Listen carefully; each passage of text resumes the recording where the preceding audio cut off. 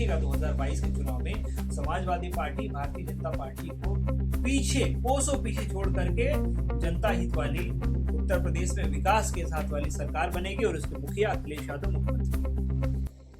उत्तर प्रदेश में विधानसभा चुनाव का आगाज हो चुका है और सभी पार्टियां अपनी अपनी तैयारियों में लग चुके हैं। जहां भारतीय जनता पार्टी अपने पार्टी के पदाधिकारियों के साथ साथ बूथ स्तर के कार्यकर्ताओं को मजबूत करती दिखाई दे रही है, वहीं अब समाजवादी पार्टी भी इस मैदान में उतर गई है। समाजवादी पार्टी वर्चुअल माध्यम से अपने संगठन के टीम को मजबूत कर रही है और डोर टू डोर अपने कार्यकर्ता को जमीन पे उतारने की तैयारी कर रही है। हमारे साथ समाजवादी पार्टी के बाबा साहब अम्बेडकर वाहिनी के सचिव हमारे साथ हैं। हम उनसे बात करेंगे और जानेंगे कि किस तरह से उनकी टीम मैदान में उतरने वाली है। जी, किस तरह से पूरी तैयारियां? देखिए, तैयारियां हम लोगों ने वर्चुअली तौर पे अभी उत्तर प्रदेश के हमारा संगठन है पूरे प्रदेश में, उसमें पूरे 25 जिलों के जो हमारे पदाधिकारी, उसमें खासकर प्रथम चरण के जो हमारे चुनाव हैं, वहाँ पे हम लोगों ने अभी वर्चुअली तौर पे जूम ऐप के थ्रू उनसे कनेक्ट होकर के जो विधानसभा और विधानसभा में जो बूथों पर हमारे जो नए कार्यकर्ता जोड़ने की बात कही है, हम लोगों ने अभी एक सदस्यता कार्यक्रम भी चलाने का काम किया, जिसमें हम अपने जो विधानसभा हैं वहाँ के बूथ लेवल पे नए नए कार्यकर्ताओं को भी और जोड़ रहे हैं। जो हमारे जो पुराने कार्यकर्ता हैं उनकी टीम बनाई गई है 5-5 लोगों की। कोरोना प्रोटोकॉल के तहत हम लोगों ने 5-5 लोगों की टीम बनाई है, जिसमें ये नए सदस्य जोड़ने का काम और जो बूथ स्तर पे जो पार्टी की चीजें हैं, जो विचारधारा है, जो काम है, जो विकास की जो बातें हैं, अभी राष्ट्रीय अध्यक्ष माननीय श्री अखिलेश यादव जी ने कही हैं, जैसे वो 300 यूनिट फ्री बिजली देने की बात हो, चाहे वो 1 करोड़ महिलाओं को समाजवादी पेंशन देने की बात हो प्रतिमाह 1500 रुपये, चाहे वो फ्री लैपटॉप डिस्ट्रीब्यूशन की बात हो, चाहे वो तमाम जो हमारे रोजगार के साधन हो, चाहे हमारी सरकारी नौकरियों की बात हो, जो 10 लाख सरकारी नौकरी सरकार बनने पर जो दी जाएगी उसकी बात हो, इन सब सारी चीज़ों को हमारे जो छोटे कार्यकर्ता हैं, जो अभी टीम बनाई है 5-5 कार्यकर्ताओं की, उनको हम लोग भेजने का काम वर्चुअल मीटिंग के तहत हमारे जो संगठन के राष्ट्रीय अध्यक्ष हैं उनके मार्फत अभी भेजने का काम किया है। क्योंकि मैं राष्ट्रीय महासचिव हूँ, इन चीज़ों को अभी प्रॉपर तरीके से जो पूरे जिलों में, प्रदेश के सारे जिलों में अभी पहुँचाने का हम सभी काम कर रहे हैं और जमीन स्तर पे, बूथ स्तर पे पार्टी को और मजबूत कैसे करें, वर्चुअल तौर पे इन चीज़ों पे हम लगातार प्रयासरत हैं और काम कर रहे हैं। अच्छा, जो आपके इस पूरे उत्तर प्रदेश चुनाव की बात करें तो ज्यादातर क्षेत्र ऐसे हैं जो ग्रामीण इलाकों में आते हैं, उनकी बुनियादी सुविधाएं, वहाँ की सड़कें हो गई और वहाँ पे बिजली की बात हो गई, या उनको और आधुनिक करने की बात। भारतीय जनता पार्टी इसके वादे तमाम करती आई है कि हमने गांव को भी एडवांस कर दिया। आपकी पार्टी किन तैयारियों के साथ जाएगी गांव में और लोगों से कैसे जुड़ेगी? देखिए, भारतीय जनता पार्टी के सारे वादे देखिए कागजी कोरम होते हैं।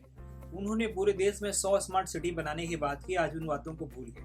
उन्होंने महंगाई कम करने की बात की थी, उन वादों को भी भूल गए। जिस जमाने में 70 रुपए पेट्रोल भाजपा की सरकार में महंगा लगता था, आज वही पेट्रोल 100 रुपए लीटर भी भाजपा को सस्ता नहीं दिख रहा है। तो ये कागजी वादे और भाषण देने वाली सरकार है, लेकिन जमीन स्तर पे चाहे वो गरीबों को आवाज देने की बात हो, आपने देखा होगा कि प्रधानमंत्री ने कह दिया कि हाँ, हम 2.5 लाख, 1.5 करोड़, 2 करोड़, 5 करोड़ लोगों को घर दे रहे हैं, लेकिन 10-20 ऐसे लोग भी नहीं सामने आए होंगे जिन्होंने कहा कि हमें सरकार का आवास मिला होगा। तो ये केवल जुमलेबाज सरकार है। लेकिन जमीन स्तर पे अगर समाजवादी पार्टी की सरकार रही है तो हम लोगों ने लोहिया ग्राम सभा बनाने का काम किया। उस ग्राम सभा में जितने भी गरीब थे उन सबका पक्का मकान बनाने का काम किया था, वहाँ की सड़कें पक्का बनाने का काम किया था, वहाँ की जो लाइट की व्यवस्था है उसको हम लोगों ने सोलर पैनल से जोड़ने का काम किया था, वहाँ हैंडपाइप और पानी की टंकी लगाने का हम लोगों का ये सपना था। लेकिन इस सरकार ने केवल जुमलाबाजी से लोगों को भ्रमित करने का काम किया।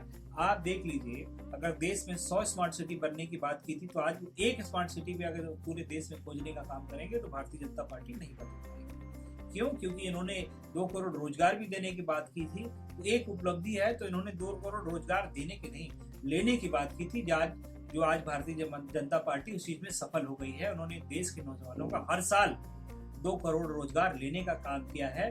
उन्होंने केवल और केवल अपने पार्टी के माध्यम से किसी वर्ग का अगर भला किया है तो उद्योग जगत का, क्योंकि इनके जितने भी रिश्तेदार थे, जिन्होंने देश को लूटा, आज वो देश के बाहर भाग गए हैं और उनको भारतीय जनता पार्टी आज पूछने का भी नहीं काम करती है, क्योंकि जब हम सवाल करेंगे तो आपको देशद्रोही बता देंगे या आपको बता देंगे कि ये विद्रोही है, इसको देश की नहीं पड़ी है। तो देश हित के नाम पर और देश में अपने आप को केवल देशभक्त बनाने के नाम पर इन्होंने देश को छला है, देश को लूटने का।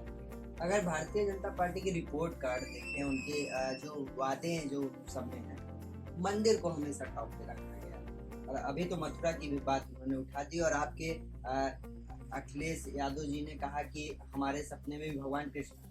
क्या लगता है कि इससे कुछ फर्क पड़ेगा लोगों के? देखिए, भगवान कृष्ण की अगर बात कर रहे हो, चाहे प्रभु श्री राम की बात कर रहे हो, चाहे काशी विश्वनाथ में महादेव, सबसे ऊंचा कृष्ण मंदिर जो है वो मथुरा में बन रहा है, जिसका उन्होंने शिलान्यास किया था। इस्कॉन के तहत शिलान्यास है, जिसे उनको शायद उनकी जो सांसद है वहां पे, जो हेमा मालिनी जो सांसद हैं मथुरा की, उनको भी जानकारी नहीं। ये मथुरा में मंदिर बनाने की बात करते हैं, लेकिन विश्व का सबसे ऊंचा मंदिर अगर मथुरा में श्री कृष्ण का बन रहा है, तो जिसकी उनको जानकारी भी नहीं है, तो आप समझ सकते हैं कि धर्म के मामले में इन कितना जानकारी रखते हैं। इन्होंने धर्म की तो बात की, लेकिन धर्म के नाम पर जनता को कितना छला है, अगर ये बात आम जनता आज जान गई है, तभी लगातार समाजवादी पार्टी इनसे आगे आने का काम कर रही है। और आप देखिएगा 2022 के चुनाव में समाजवादी पार्टी भारतीय जनता पार्टी को पीछे, कोसों पीछे छोड़ करके जनता हित वाली, उत्तर प्रदेश में विकास के साथ वाली सरकार बनेगी और उसके मुखिया अखिलेश यादव मुख्यमंत्री बनेंगे। जातीय समीकरण जो है, क्या इसमें